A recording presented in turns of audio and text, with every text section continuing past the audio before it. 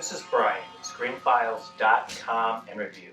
And what I'm looking at today is 2022's The Wendigo, directed by Jake Robinson. And to be totally honest, right off the bat, I didn't like this movie very much. And I didn't like it for two reasons, primarily. The first is that Jake Robinson is the writer, director, and actor in The Wendigo.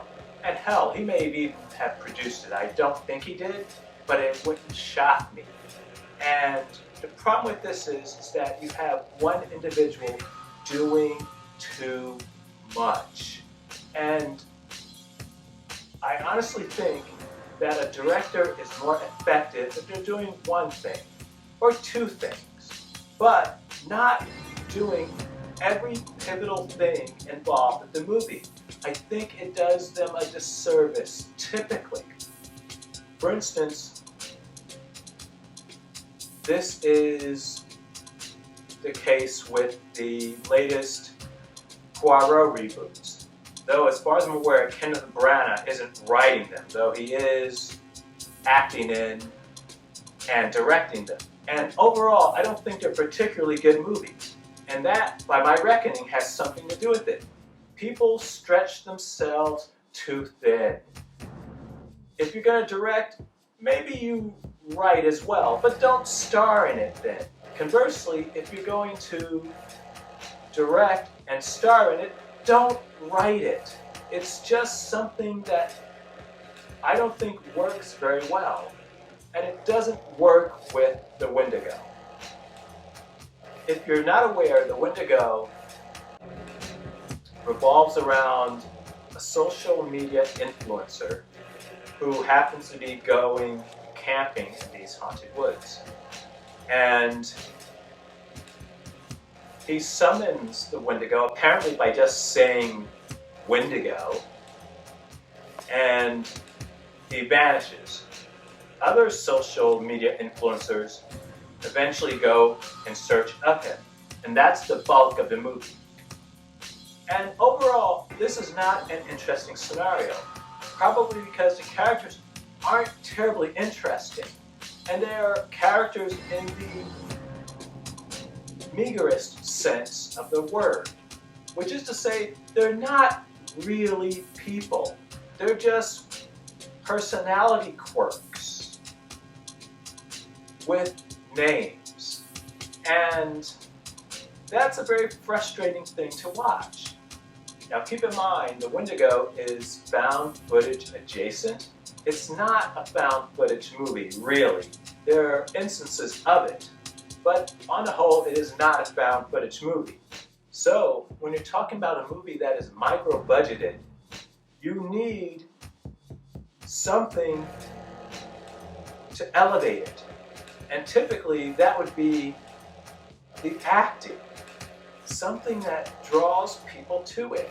There is no real reason to watch this movie unless you like, for instance, I'm curious about The Wendigo, though the movie doesn't really give you much information about it, or if you happen to like found footage movies, which is also not a terribly good example of.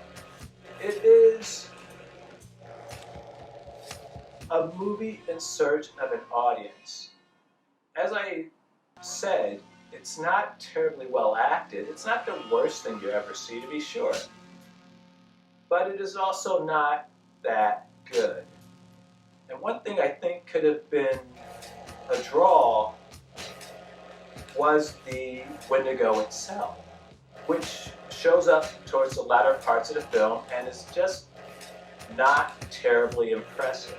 Now the thing of it is, the depiction of the Wendigo in this movie is actually not really based on Native American legend, because based on admittedly cursory research on my part, the Wendigo is typically depicted as an emaciated person.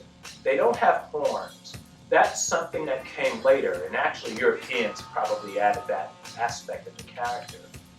And it is always hungry, and it is never able to satisfy that hunger.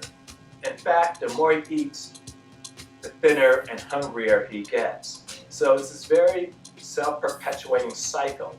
And some people believe that it is a story that is a cautionary tale, in the sense that cannibalism is a very real thing and was more common in the past than the present. And so the story of the Wendigo is one of telling people to beware of certain behaviors. Well, at least that's one theory. In any case, the depiction of the Wendigo is not terribly satisfying because it doesn't really do much. It just kind of stands around. And once again, this is not an expensive movie. But the choices that are made by Jake Robinson, by my reckoning, aren't terribly good ones in many instances. It is, especially for someone who is interested in the legend of the Wendigo, a disappointing movie. It is very much in the vein of something like Ravenous, and less in the vein of things like Antlers.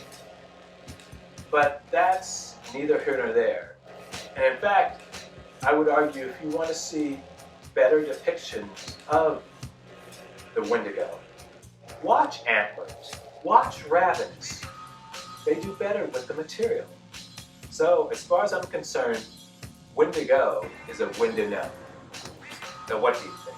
This is Brian with ScreenFiles.com and Reviews.